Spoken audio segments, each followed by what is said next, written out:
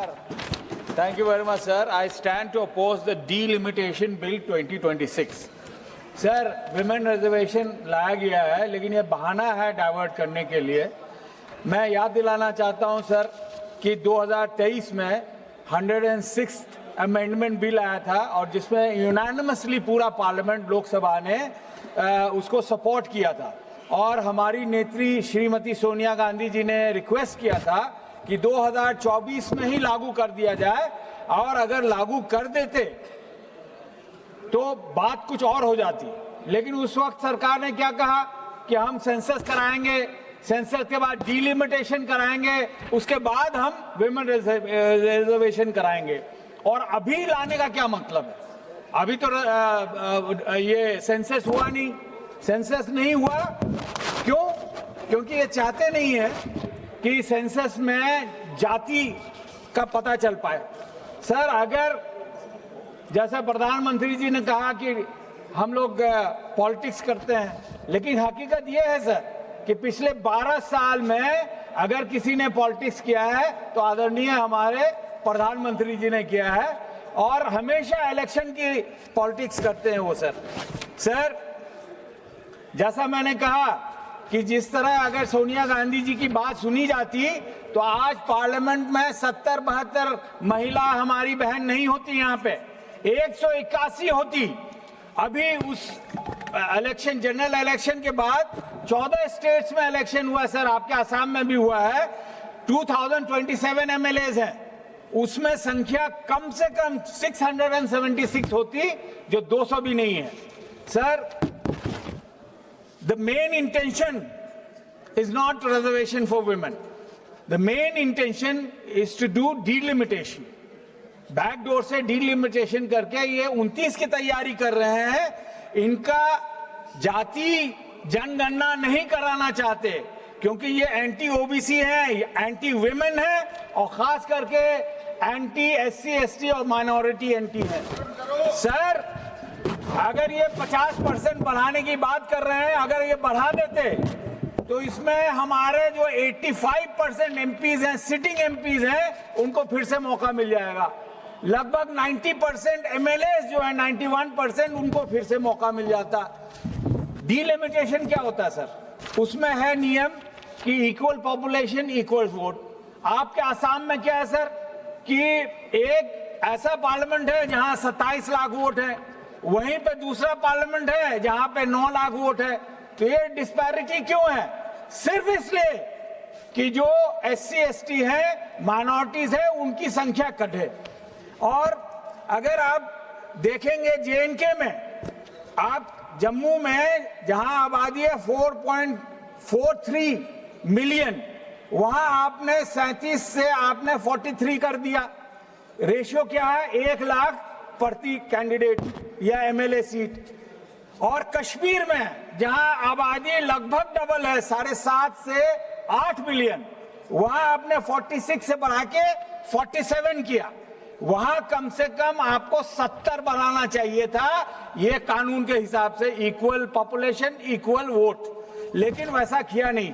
और यही आजमाना चाहते हैं पूरे हिंदुस्तान में, जो हम लोग कतई नहीं होने देंगे। सर, मैं गिनती दिलाना चाहता हूं, ये तो शुक्र है बाबा साहब अंबेडकर का एससी एसटी का पॉपुलेशन के हिसाब से इन्होंने सीट उन्होंने किया था, जो आज लगभग 84 एससी के लिए और 47 एसटी के लिए है। ये संख्या ज्यादा होनी चाहिए अभी के हालात के हिसाब से।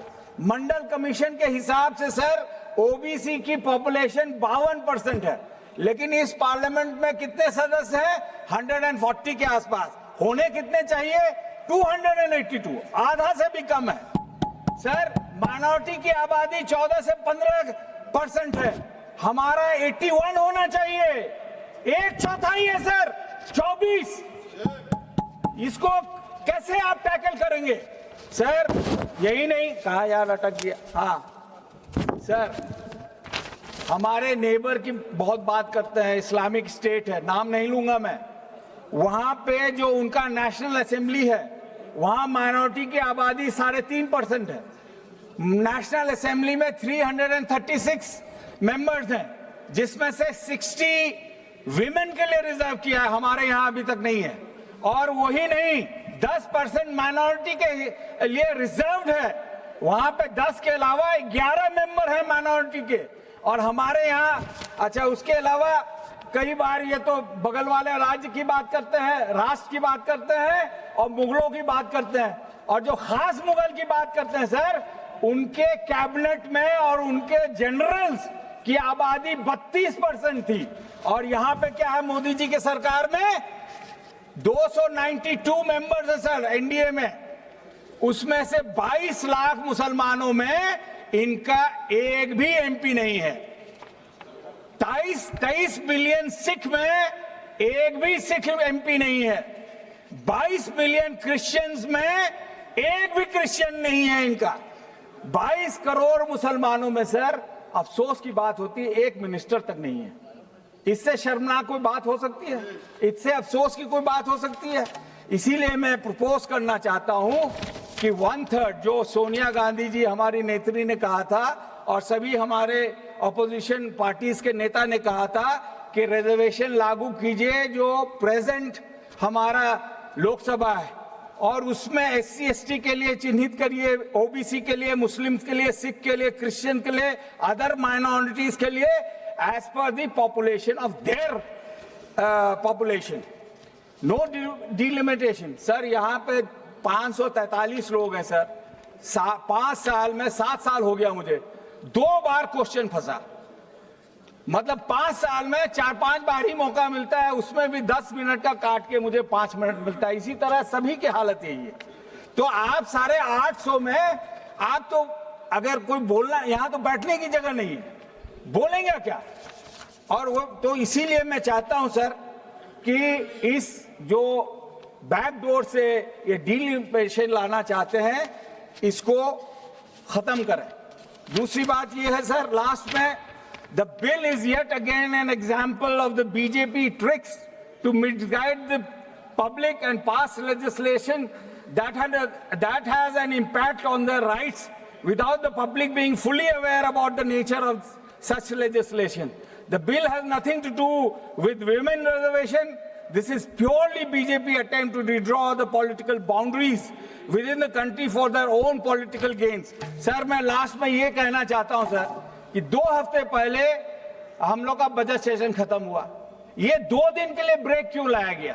ये तो 3 और 4 को भी ये इस पे डिस्कशन हो सकता था। ये सिर्फ इसलिए कि कल से और परसों से आदरणीय प्रधानमंत्री माइक पे और जगह जगह जाके ये कहेंगे कि देखो हमने महिलाओं के लिए क्या किया। वो नहीं बताएंगे कि ये शुरुआत जो है हमने पंचायती राज में श्री राजीव गांधी ने शुरू की थी। हमारे कांग्रेस के गवर्नमेंट में आज बिहार में 50% महिलाएं हैं सर, जिला परिषद से लेके पंचायत से लेके नीचे वार्ड मेंबर तक, और उसी तरह हर राज्यों में है। तो अगर सही मायने में किसी की चिंता है तो वो कांग्रेस और जितने भी विपक्षी पार्टी है उनको है।